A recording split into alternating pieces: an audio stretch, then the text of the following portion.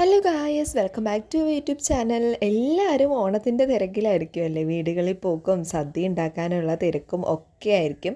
അപ്പോൾ നമ്മുടെ ഇന്നത്തെ വീഡിയോയും തിരുവോണ ദിവസം എൻ്റെ വിശേഷങ്ങളാണ് കേട്ടോ. അപ്പോൾ 5:30 ഞാൻ പുറത്തിറങ്ങിയപ്പോൾ തന്നെ നന്നായിട്ട് നേരം വെളുത്തിട്ടുണ്ടായിരുന്നു. അത് കഴിഞ്ഞ് കതവൊക്കെ തുറന്ന് കുറച്ച് നേരം അവിടെ നിന്ന് നമ്മുടെ കായലൊക്കെ കണ്ടിട്ട് അടുക്കളയിലോട്ട് വന്നപ്പോൾ അമ്മ അതേ കുളിച്ച് സുന്ദരിയായ അരി അടുപ്പത്തിട്ട് ചായക്കുള്ള വെള്ളവും വെച്ചിട്ടുണ്ടായിരുന്നു കേട്ടോ. അപ്പോൾ ഞാൻ പാലെടുത്ത് കൊടുത്തിട്ട് ഇന്നലെ നമ്മൾ പൂ പിച്ചി വെച്ചിട്ടുണ്ട് അപ്പോൾ അതിന് ഗ്രീൻ കളറും കൂടി എടുക്കാമെന്ന് പറഞ്ഞ് ഞാൻ പുറത്ത് പോയി കുറച്ച് പില്ലൊക്കെ പിരിച്ചുകൊണ്ട് വന്ന് അതും കൂടെ വെട്ടി വെക്കാമെന്ന് വിചാരിച്ചു കേട്ടോ. അമ്മമ്മയും വാമിമോളും ഒക്കെ നല്ല ഉറക്കമാണ് കേട്ടോ.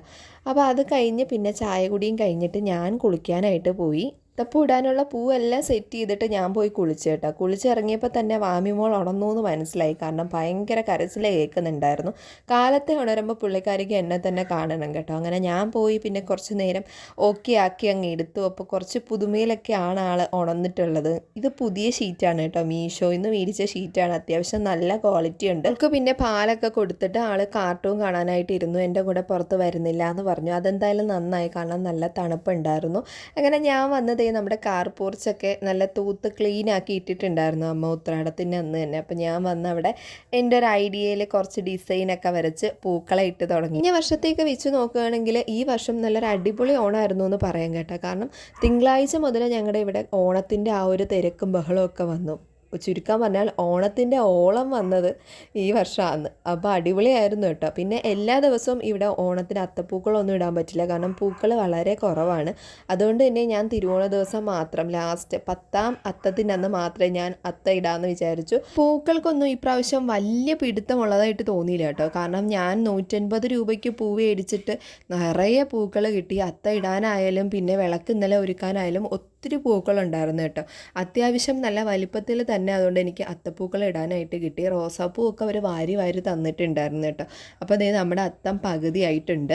ഒരുപാട് പേര് അത്ത ഇടുന്നത് ഞാൻ കണ്ടിട്ടുണ്ട്. അത്രയും ലുക്കൊന്നും വന്നില്ലെങ്കിലും എന്തായാലും എൻ്റെ അത്തം ഇതായിരുന്നു. നിങ്ങൾക്ക് ഇഷ്ടപ്പെട്ടിട്ടുണ്ടെങ്കിൽ ഒന്ന് കമൻറ്റ് ചെയ്യാം കേട്ടോ. സെൻറ്ററിൽ വെക്കാനായിട്ട് എനിക്ക് താമരപ്പൂ കിട്ടാത്തതുകൊണ്ട് ഒരു വലിയ ചെമ്പരത്തി വെച്ചു.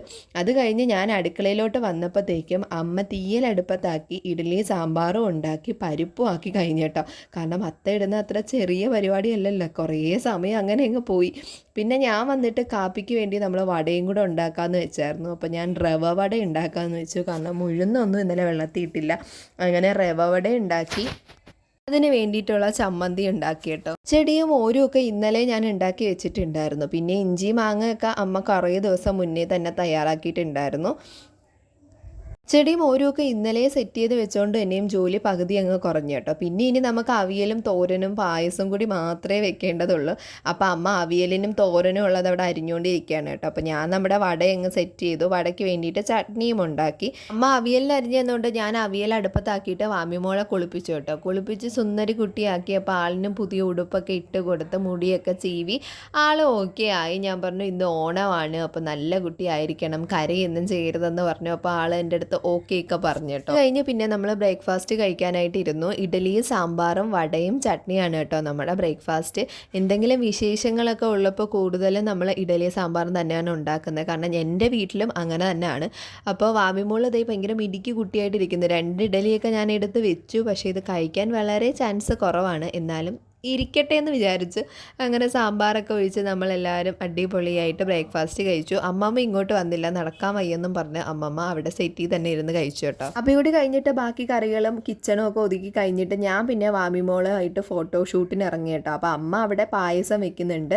വാമിമോൾക്ക് നല്ല ഉറക്കം വരുന്നുണ്ട്, പക്ഷേ ആളെൻ്റെ കൂടെ നിന്ന് ഫോട്ടോയ്ക്കൊക്കെ നല്ല ചിരിച്ച് നിന്നു. അത് കഴിഞ്ഞ് അമ്മമ്മ കുളിച്ച് വന്നപ്പോൾ തോർത്ത് കൊണ്ട് കൊടുത്തു കേട്ടോ. എന്നിട്ട് ഹാപ്പി ഓണം ഒക്കെ പറഞ്ഞ് പിന്നെ നമ്മൾ സദ്യ കഴിക്കാനായിട്ടിരുന്നത് എല്ലാവർക്കും ഇലയിട്ട് വിളമ്പുന്ന വീഡിയോ ഞാൻ നമ്മുടെ ചാനലിൽ അപ്ലോഡ് ചെയ്തിട്ടുണ്ട്, കണ്ടു നോക്കുക. ഇഷ്ടമാണെങ്കിൽ പറയുക കേട്ടോ. ഇപ്പോൾ വാമിമോക്ക് 12 മണിയായപ്പോഴേ വിശക്കുന്നു എന്ന് പറഞ്ഞുകൊണ്ട് 12:30 വരെ നമ്മളങ്ങനെ തള്ളി നീക്കിയിട്ട് കൊടുത്തു. പക്ഷേ ഇതൊന്നും കഴിച്ചില്ല. ഈ അളിച്ച് വാരി ഇരിക്കുന്നതേ ഉള്ളൂ കേട്ടോ. ഞാൻ അവസാനം വിരട്ടി ഒരു 3 ഉരുളയൊക്കെ കൊടുത്തതേ ഉള്ളൂ. അങ്ങനെ കഴിക്കാനായിട്ടിരുന്നപ്പോൾ അനീഷേട്ടൻ വീഡിയോ കോൾ ചെയ്തു. എല്ലാവരെയും കണ്ടപ്പോഴത്തേക്കും പുള്ളിക്കാരനെ ഭയങ്കര മിസ്സിങ് ഒക്കെ ആയിരുന്നു കേട്ടോ. അത് കഴിഞ്ഞ് ഞാനും കഴിക്കാൻ വന്നിരുന്നു. ആരും ഞാൻ ആദ്യം വീഡിയോ എടുക്കുന്നത് കണ്ടില്ല, പിന്നെയാണ് എല്ലാവരും കണ്ടത് കേട്ടോ. അപ്പോൾ എല്ലാവരും എല്ലാവരും തമ്മി പറയുന്നുണ്ട്. അപ്പയാണ് ആദ്യം കണ്ടത്, അവളവിടെ റെക്കോർഡിങ് നടക്കുന്നുണ്ടെന്ന്. അങ്ങനെ അപ്പയും അമ്മയൊക്കെ നോക്കുകയാണ് കേട്ടോ. അപ്പോൾ നമ്മൾ സന്തോഷത്തോടെ ഇരുന്ന് സദ്യ കഴിക്കുകയാണ്. ഇനിയിപ്പോൾ ഉച്ച കഴിഞ്ഞ് ഞാൻ വീട്ടിലോട്ട് പോവും. പിന്നെ അമ്മയും അമ്മാമ്മയും പിന്നെ മാമന്മാരൊക്കെ ആയിരിക്കും നാളെ ഇവിടുത്തെ ഓണം. നാളെയും മറ്റന്നാളും ഒക്കെ എൻ്റെ വീട്ടിലാണ് കേട്ടോ, എൻ്റെയും മാമിമോളുടെ ഓണം. അപ്പോൾ നമ്മുടെ ഈ ഒരു കുട്ടി തിരുവോണ വിശേഷം നിങ്ങൾക്ക് ഇഷ്ടമായിട്ടുണ്ടെങ്കിൽ സപ്പോർട്ട് ചെയ്യാനും സബ്സ്ക്രൈബ് ചെയ്യാനും മറക്കരുത്.